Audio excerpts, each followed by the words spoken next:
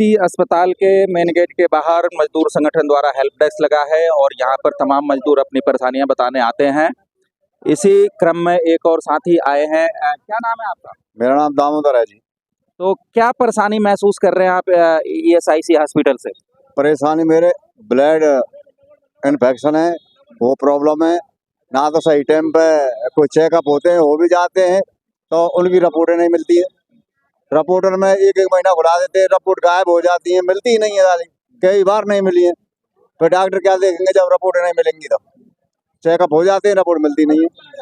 और यहाँ आप कहाँ से आते हैं NH3 के इस हॉस्पिटल में? हम यहाँ से करीब 40 किलोमीटर दूर से आते हैं, पलवल से बहुत आगे से आते हैं। पलवल से बहुत आगे से आते हैं 40 किलोमीटर दूर, तो 3-4 घंटे तो रोज आपके आने जाने में खराब आने जाने में खराब हो जाता है, पैसा भी बहुत लगता है।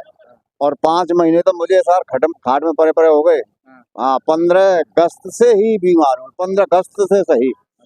तो मेरे ख्याल में 5वां महीना होने को जा रहा है, तो अभी तक कोई ना पैसा मिला है ना कुछ मिला है। अभी कोई दवाई की बात कह रहे थे आप? हाँ, दवाई लेने आया था, वो दवाई यहाँ मिली नहीं। पूरे फरीदाबाद में घूम लिया, बल्लभगढ़ में घूम लिया, कोई किसी भी मेडिकल में दवाई नहीं मिली। अब यहाँ आया हूँ, अब बोल रहे हैं कि छोटी एसआई जाओ, छोटी एसआई से मिलेगा। इस बात को मुझे पहले ही बता देते तो मैं काहे को परेशान होता। सही से बात नहीं करते हैं, सही से जानकारी नहीं, कोई नहीं करता है। सही से कहाँ बात करते हैं, ये तो चूतिया बना देते हैं खामखा, ये करो वो करो वो करो। सही जानकारी मरीजों को नहीं देते। नहीं देते हैं। और दूसरी बात कह रहे थे आपके बेड रेस्ट के दिनों का पैसा नहीं आया? हाँ, बेड रेस्ट के करीब मेरे 2 महीना हो गए लगभग आवेदन में जमा करे, और अभी तक एक पैसा नहीं आया। या ठेकेदार बुलाते हैं या एसआई वाले बुलाते हैं या क्या करते हैं, कोई पता नहीं है। मतलब लोकल ऑफिस में आपने वो जमा कर दिया? लोकल ऑफिस में ठेकेदार को दे दिया था हमने, ठेकेदार ने जमा किया होगा। ठेकेदार बोल रहा है कि मैंने जमा कर दिया, कि इस दिन फोन आएगा आपके पास और तब वो पैसा मिलेगा आपको। तो आप किन्हीं ईएसआईसी के वरिष्ठ अधिकारियों से मिले कि भाई हमारी ये समस्या है और ये दूर नहीं? नहीं, हम पे चला ही नहीं जाता है, इतना कहाँ जाते हैं हम, कंपनी नहीं जा पाते हैं। अब भी हमको बच्चे लाते हैं पकड़ के और तब यहाँ दवाई। परिवार वालों की मदद से आप आते हैं? मतलब आपके साथ साथ परिवार के लोगों को भी छुट्टी करके अपना काम छोड़? हाँ जी। वो जो हमारा एक बच्चा है वो थोड़ी बहुत मजदूरी करता है, वो भी हमारे साथ रहता है। तो इस सारी समस्या से तो परिवार की जो आर्थिक हालत है, परिवार की कमाई, बहुत फर्क पड़ता होगा। बहुत सारा ही फर्क है सर, सारा ही फर्क है। मजदूर आदमी के लिए जब खाना नहीं मिलेगा, पैसा नहीं मिलेगा तो कहाँ से खाओगे, क्या करोगे, ये चीज है। तो क्या कहना चाहेंगे आप जो ईएसआईसी के बारे में, पूरे हॉस्पिटल के बारे में ऑल ओवर क्या कहना चाहेंगे? ये हम तो ये कहना चाहेंगे कि सही ढंग से जो चेकअप हो गया, और चेकअप की हमें रिपोर्ट नहीं मिल रही है, लापते हो गई है, क्यों हो गई है, क्या कारण है उसका?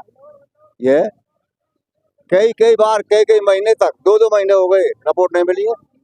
बोल देते हैं कि रिपोर्ट गायब हो गई है, दोबारा खून दो, ये दो वो दो। दवाइयाँ वगैरह लेने के लिए कितनी देर लाइन में रहना पड़ता है? कई घंटे, 5-5, 4-4, 6-6 घंटे हो जाते हैं। सारी जनता वहाँ जाके देख लेना, यही कहानी ना हो तो 5-5, 6-6 घंटे हो जाते कम से कम, और ज्यादा भी हो जाते हैं। अगले दिन भी कभी होता है, अगले दिन दवाई लेनी पड़ती है? हाँ, अगले दिन भी लेनी पड़ती है। बहुत लोग ऐसे हैं कि जो आज नहीं मिल रही है कल लाना पड़ेगा, आज की मजदूरी गई कल की भी गई। मतलब पूरे दिन ईएसआईसी के लाइनों में खड़े रहो और फिर भी दवाई नहीं मिलेगी? हाँ, बहुत समस्या है, ये बहुत समस्या है। गार्ड वगैरह का जो व्यवहार है यहाँ पर, वो कैसा लगता है आपको? गार्ड तो बेचारे सही काम करते हैं अपना, गार्ड तो सही काम करते हैं अपना, गार्ड में कोई दिक्कत नहीं है। भीड़ भाड़ को संभालने में कोई प्रबंधन यहाँ का? नहीं, कोई दिक्कत, वैसी कोई दिक्कत नहीं है। हाँ, सब सही है, वो तो सब सही है। साफ सफाई वगैरह के बारे में? साफ सफाई भी ठीक है, साफ सफाई ठीक है, लेकिन यहाँ के जो कर्मचारी लोग हैं, टेस्ट करने वाले, रिपोर्ट देने वाले, ये करने वाले, उनको सही वो नहीं है। स्टाफ बहुत कम है, ये भी तो बात है। कम भी है, और जो होता है वो भी नहीं कर पाते हैं वो लोग, वो सही तरीका से काम नहीं करते। कहाँ काम करते हैं आप? हम करते हैं जी 24 सेक्टर में, मच्छी मार्केट के पास। तो कितने दिनों से मजदूरी कर रहे हैं? मुझे 2013 थे। 13 से लगातार अभी तक मजदूर 10 साल से मजदूरी कर रहे हैं। 10 सालों से आपने ईएसआईसी में पैसा कटाया है? जी हाँ। और जब इलाज लेने की बारी आई तो लगातार धक्के खा रहे हैं? हाँ, धक्के खाते हैं, लगातार धक्के खाते हैं। तो ये जो पूरी व्यवस्था है ईएसआईसी की, इस पे क्या संतुष्ट है, असंतुष्ट है? नहीं, असंतुष्ट है जी, हम सही ना है बिल्कुल। हाँ, बिल्कुल सही ना है। सरकारों का दोष है हाँ, इसमें? सरकारों का दोष लगा लो, एसआई का दोष, सरकारों का तो दोष है क्या है इसमें? सरकार का क्या दोष है? तो एसआई वालों का दोष है, कर्मचारी का दोष है। नहीं, सरकारी तो कर्मचारी नहीं भर्ती कर रही है यहाँ पे, कर्मचारियों की बहुत कमी है यहाँ। कर्मचारी तो काफी है, कर्मचारी कोई करे तब तो 2 साल मोबाइल में लगे रहे, कोई कच करके ही नहीं देता है।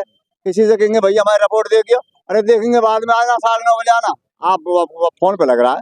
आपका नाम है दामोदर जी? जी हाँ।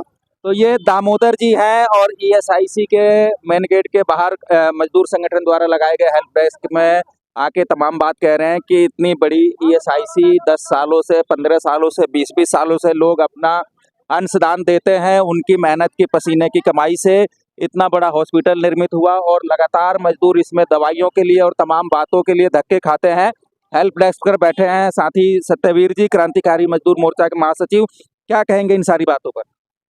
देखिए, 2 बातें हमें हर मजदूर बोल रहा है। पहला है कि दवाई में 5-5, 6-6 घंटे लाइन में लगना पड़ता है। यहाँ इन्होंने अंदर एक बोर्ड भी लगाया हुआ है कि जो सीनियर सिटीजन है उनको घर में दवाई भेजेंगे। हमें आज अभी तक ऐसा व्यक्ति नहीं मिला जिसके घर में दवाई भेजी गई हो। दूसरी समस्या है जिस पे तो हम आंदोलन करने वाले हैं कि जो बेड रेस्ट का बोल देते हैं कि आप आराम करिए, महीना भर, 2 महीना, 3 महीना, वो आराम करता है, जो उसको पैसा मिलना चाहिए वो नहीं मिलता। जो उसका हक है, जो उसको मिलना चाहिए, वो उसके लिए उसको चक्कर लगाने पड़ेंगे, वहाँ पैसा खिलाना पड़ेगा, ऐसा लोग बोलते हैं ईएसआईसी ऑफिस में। तो ये जो मजदूरों के मेडिकल का पैसा नहीं मिलता, इसको लेके हम अभी सबसे पहली प्रायोरिटी है हमारी, इस पे हम आंदोलन करेंगे। जो रीजनल डायरेक्टर है, आपके चैनल के माध्यम से हम उनसे रिक्वेस्ट करेंगे कि इस बात को वो मुस्तैद करें अपने स्टाफ को, और जो उनको मिलना चाहिए पैसा, मजदूर क्या कहाँ से खाएगा? अगर उसे महीना 2 महीना बोले रेस्ट करो, और वो रेस्ट क्या करेगा, भूखा? तो उसको पैसा तुरंत मिलना चाहिए, नहीं मिलता।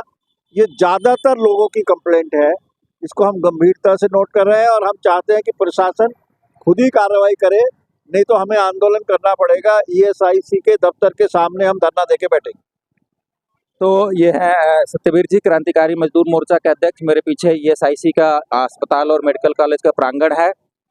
लाखों रुपए, करोड़ों, अरबों रुपए जिसको मजदूर जमात के लोग आमतौर पे सही से गिनती भी उसको समझ नहीं पाएंगे, उस आंकड़े को भी नहीं समझ पाएंगे, उतना पैसा ईएसआईसी के पास रखा हुआ है और यहाँ मजदूर लगातार धक्के खाने को, पीड़ित होने को मजबूर है, लगातार लाइनों में खड़े रहने को, गार्डों से और सुरक्षा कर्मियों का सब झेलने को, जो यहाँ के कर्मचारी हैं उनकी लापरवाही झेलने को, कम जो कर्मचारी हैं होने का उसका खामियाजा भुगतने को, लोकल ऑफिस से पैसा ना मिलने को, लंबी दूरी से आने जाने, साथ में सहकर्मी की छुट्टियों बार बार आना जाना, इन सब परेशानियों से जूझने को मजबूर हैं और ईएसआईसी प्रशासन के कानों पे जूं नहीं रेंगती है। डींगे आंकड़े में ईएसआईसी प्रशासन को महारत हासिल है। एक किडनी ऑपरेशन करके, एक हार्ट का ऑपरेशन करके ये लोग अपनी महानता दर्शाते हैं, लेकिन हजारों लाखों की संख्या में जो मजदूर पीड़ित हैं उनके लिए कहने को इनके पास कोई शब्द नहीं है।